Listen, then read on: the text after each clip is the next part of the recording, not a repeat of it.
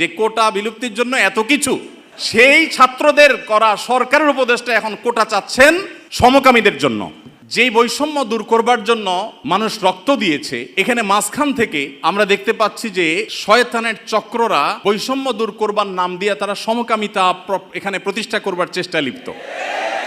আপনারা গতকালকের একটা নিউজ হয়তো অনেকে দেখেছেন যে কলকাতার আরজি কর হসপিটালের একজন ডাক্তার, একজন নারীর চিকিৎসক, তার প্রতি পাশবিক নির্যাতন করা হয়েছে এবং তাকে হত্যা করা হয়েছে ভারতে। এটার প্রতিবাদে ঢাকা ইউনিভার্সিটিতে একটা আয়োজন হয়েছে 16 আগস্ট রাতে, এবং সেই আয়োজনে বর্তমান অন্তর্বর্তীকালীন সরকারের একজন উপদেষ্টা, সমাজ কল্যাণ উপদেষ্টা, তিনি উপস্থিত হয়েছেন। এস মুর্শিদ ওনার নাম। তিনি সেখানে উপস্থিত হয়ে তাদেরকে বলেছেন যে তোমরা কিছু দাবি দাওয়া পেশ করো, কিছু দাবি দাওয়া দাও তোমরা, যে দাবি দাওয়াগুলো বাস্তবায়নের জন্য আমরা ঝাঁপায়ে পড়ব। তিনি প্রকাশ করছেন যে আমরা ঝাঁপায়ে পড়ব তোমাদের সেই দাবি দাওয়া বাস্তবায়ন, তোমরা সেগুলো দাও। দাবি দাওয়া তো রেডি ততক্ষণে, তিনি দিতে বলছেন এবং বলছেন যে ঝাঁপায়ে পড়ব আমরা। এবং তিনি আরও কিছু কথা সেখানে বলেছেন, আমি সেগুলোতে আর যাচ্ছি না। তার পুরো কথার খোলাসা হলো যে পুরা তার কাছে যে সরকারি শক্তি আছে, তার পুরো ডিপার্টমেন্ট ঝাঁপায়ে পড়বে সেগুলো বাস্তবায়ন করবার জন্য। শুধু তাদেরকে উৎসাহ দিচ্ছেন, তিনি অনুপ্রাণিত করছেন যে তোমরা সেগুলো দাও। তারা দিয়েছে। তারা কি দিয়েছে? 13টা দফা বা দাবি দিয়েছে। এই 13টা দফা দাবির ভিতরে আমি যদি একটু পড়ে শোনাবার চেষ্টা করি, এর ভিতরে একটা দাবি ছিল 3 নম্বরের, সেটা হলো ধর্ম, গোত্র এবং বর্ণের ঊর্ধ্বে গিয়ে প্রতিটি লিঙ্গের মানুষের সম্পত্তিতে সমান অধিকার দিতে হবে। এটা আমাদের প্রচলিত আইন বিরুদ্ধ যেমন, তেমনি এদেশের সংখ্যাগরিষ্ঠ মানুষ মুসলমানদের কোরআনে কারিমের সুস্পষ্ট বিধানের হুবহু বিপরীত।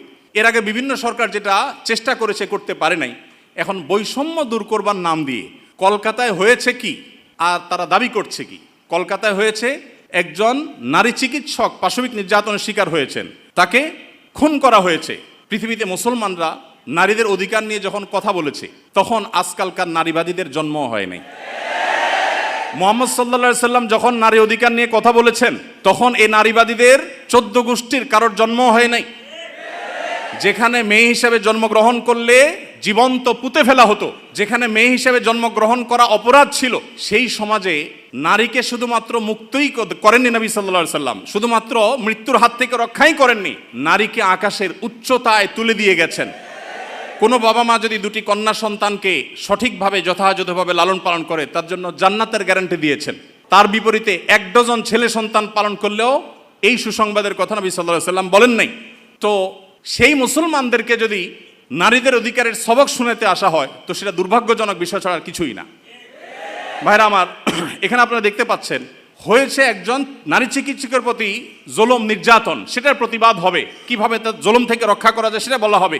দাবি হচ্ছে কি দেখেন, প্রায় সবগুলো দাবি সম্পূর্ণ অপ্রাসঙ্গিক। তার মানে একটা সুনির্দিষ্ট এজেন্ডা বাস্তবায়ন করবার জন্য ইচ্ছাকৃতভাবে অপ্রাসঙ্গিকভাবে এই সমস্ত দাবিগুলো তারা তুলে আনছে। এর ভিতরে একটা হলো, দেখেন যেটা বললাম, ধর্ম, গোত্র, বর্ণের ঊর্ধ্বে উঠে, মানে কোরআনের বিধানকে সাইডে রেখে বাদ দিয়ে সকল লিঙ্গের মানুষের সম অধিকার। এখানে একটা জিনিস দেখেন, সকল লিঙ্গের মিনিংটা কি?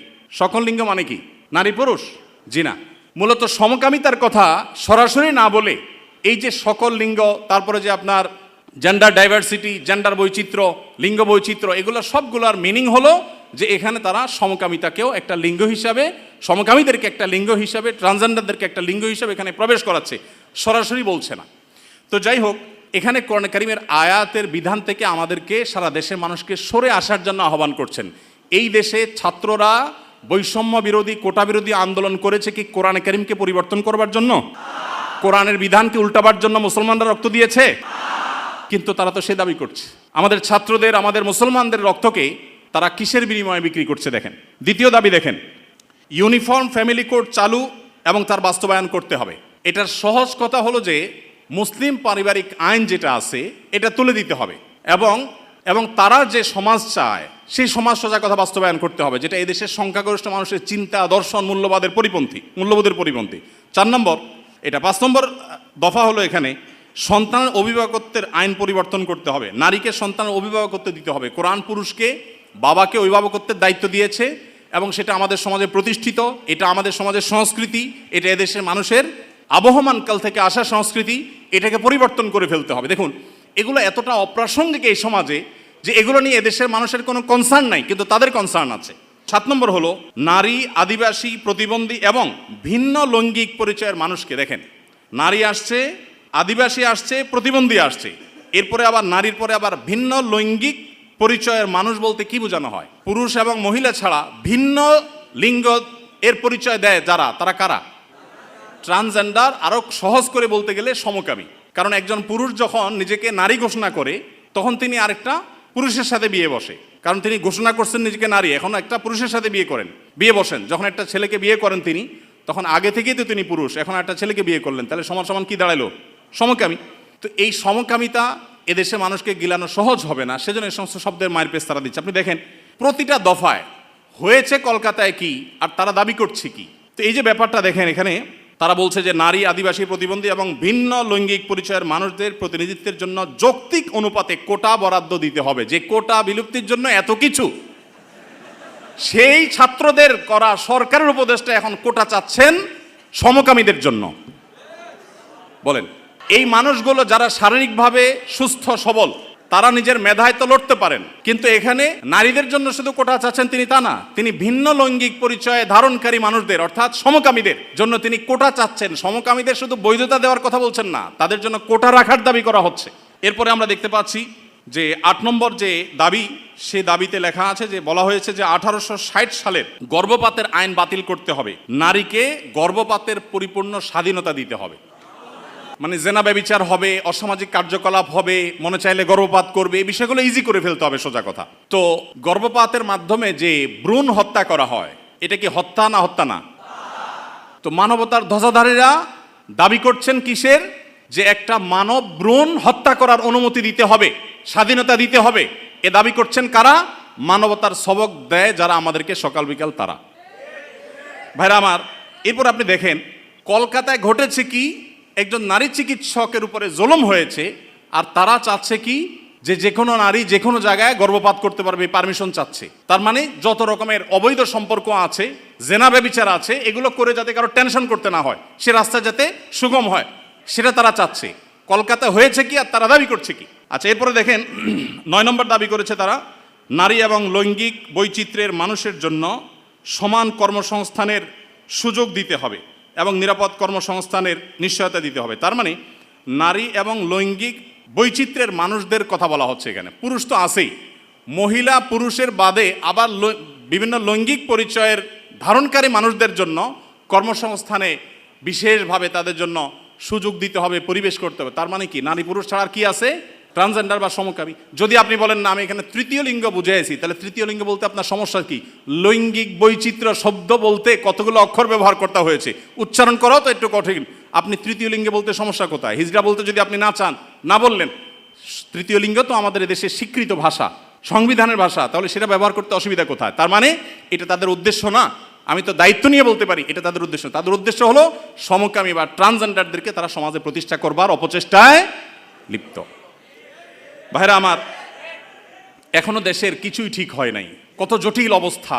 এখনো পুলিশ ভালো করে তাদের কাজে যোগদান করতে পারেনি, এখনো স্থবিরতা আছে, স্টাবল হচ্ছে না। সবাই সর্বাত্মক সহায়তা করছে, আমরা সবাই সহায়তা করছি। এই শুরুতে এসেই দেখেন তারা একটা পর একটা দফা দিচ্ছে, এবং সেখানে এদের দফার সাথে দফা দেওয়ার জন্য, দাবি দেওয়ার জন্য উপদেষ্টা মহোদয় তাদেরকে বলছেন এবং বলছেন ঝাঁপিয়ে পড়বেন তিনি এই দাবিগুলো বাস্তবায়ন করবার জন্য। এরপরে 10 নম্বর দাবি দেখেন, প্রতিটি ভিন্ন ভিন্ন লৈঙ্গিক পরিচয়ের মানুষের রাষ্ট্রীয় পরিচয়পত্রে তার লৈঙ্গিক পরিচয়ের স্বীকৃতি থাকতে হবে। তার মানে পুরুষ, মহিলা, ট্রান্সজেন্ডার বা সমকামী এটা থাকতে হবে। পুরুষ মহিলা তো আছেই, তাহলে প্রতিটি লৈঙ্গিক পরিচয় ধারণকারী মানে কি বুঝাচ্ছেন আপনি? আপনি বলেন যে পুরুষ, মহিলা, হিজড়া বা তৃতীয় লিঙ্গ, এটা তো হয়ে যায়, কিন্তু প্রত্যেকটা মানে কি? প্রত্যেকটা লিঙ্গ পরিচয় ধারণকারী মানুষের মিনিং হলো এটা। বিগত আমলে আমাদের স্কুলে, এমনকি আলিয়া মাদ্রাসার পাঠ্যপুস্তকে যে পাতায় পাতায়, লাইনে লাইনে, পৃষ্ঠায় পৃষ্ঠায় যে সমকামিতার কুশিক্ষা, এই অপসংস্কৃতি এবং বস্তাপচা সস্তা এই চিন্তাধারা এবং বিকৃত ব্যবস্থাপনাকে যারা এই সমাজে পুশ করার চেষ্টা করছে, আমাদের সমাজে এর বাইরে হাজারটা বিষয় আছে, সেগুলো নিয়ে তাদের কোনো মাথা ব্যথা নেই। আবার সেই একই জিনিসের পদধ্বনি আমরা এখনই শুনতে পাচ্ছি। ভাইরা আমার, 11 নম্বর দাবি ছিল তাদের, সব ধরনের লৈঙ্গিক বৈষম্যকারী আইন বাতিল করতে হবে। সব ধরনের লৈঙ্গিক বৈষম্যকারী আইন বাতিল করতে হবে। ওই যে মেয়েদের, ছেলেদের মিরাসের যে আইন আছে সেটা বাতিল করতে হবে। তারপরে যায়া আপনার সমকামীদের বিরুদ্ধে আমাদের দেশে আইন রয়েছে, আপনারা জানেন, সমকামিতা লিপ্ত হলে 2 বছর কারাদণ্ডের কথা বলা আছে, সেগুলো বাতিল করতে হবে। এই যে দাবিগুলো আছে, আপনারা এবার মিলান যে কলকাতাতে একজন নারী চিকিৎসক তিনি জুলুমের শিকার হয়েছেন, তার সেই জুলুমের বিরুদ্ধে সর্বকণ্ঠে আমরা শতকণ্ঠে প্রতিবাদ জানাবো, কিন্তু এখানে প্রতিবাদ জানাতে গিয়ে দাবি যেগুলো তোলা হচ্ছে সবগুলো হলো সমকামী এবং ট্রান্সজেন্ডারদের জন্য দাবি। এই যে ষড়যন্ত্র, এটা আমাদের দেশে নতুন না। যারাই যখন আসে বিদেশিদের টাকা পয়সা ফান্ড পেয়ে তারা সেগুলোকে এই দেশে পুশ করার অপচেষ্টায় লিপ্ত থাকে। তারা জানে না এদেশের ওলামা একরাম তাদের শেষ রক্তবিন্দু থাকা পর্যন্ত এই সকল অনাচারের বিরুদ্ধে তারা কথা বলে যাবেন। এদেশের ওলামা একরাম, এদেশের দিনদার মানুষের কোনোদিন এটা বাস্তবায়ন হতে দিবে না। মালয়েশিয়ানরা যদি সমকামীদের যে সিম্বল, তাদের যে রংধনুর সিম্বল, সেই কালারগুলো, সেই 6 কালার, এগুলো যদি কেউ কোনো পোশাকে, আশাকে, ঘড়িতে, কোনো কিছুতে ধারণ করে, আমি যদি ভুল না বলে থাকি, না জেনে থাকি, তাহলে 3 বছর কারাদণ্ডের কথা বলা আছে। তো মালয়েশিয়ান গভর্নমেন্ট যদি এটার বিরুদ্ধে এত শক্ত অবস্থানে থাকার পরেও তারা উন্নতির চরম শিখরে পৌঁছে যায়, আমরা তাদের কাছে চাকর হওয়ার জন্য লালায়িত থাকি, তাহলে এরা আমাদেরকে কোথায় নিয়ে যেতে চায়? একজন উপদেষ্টা মহোদয়, তিনি বর্তমানে আমাদের প্রচলিত আইন সংবিধানে থাকা জিনিসের বিরুদ্ধে, সবচেয়ে বড় কথা হলো আইন সংবিধানের চেয়েও বড় জিনিস হলো এদেশের সকল ধর্মের মানুষের কাছে ঘৃণিত একটা বিষয়কে সমাজে স্টাবলিশ করবার জন্য রীতিমতো প্রকাশ্যে এখন তারা নেমেছেন। এখন একজন আলেম হিসাবে, একজন দায়ী হিসাবে আমাদের বুদ্ধিবৃত্তিকভাবে এই সকল ষড়যন্ত্র মোকাবেলা করতে হবে। আমরা এদেশের বৈষম্যের বিরুদ্ধে, যত প্রকার বৈষম্য আছে সেই বৈষম্যের বিরুদ্ধে ওলামা একরাম কথা বলেছেন। সবচেয়ে বেশি বৈষম্যের শিকার তো আলেম সমাজের দেশে।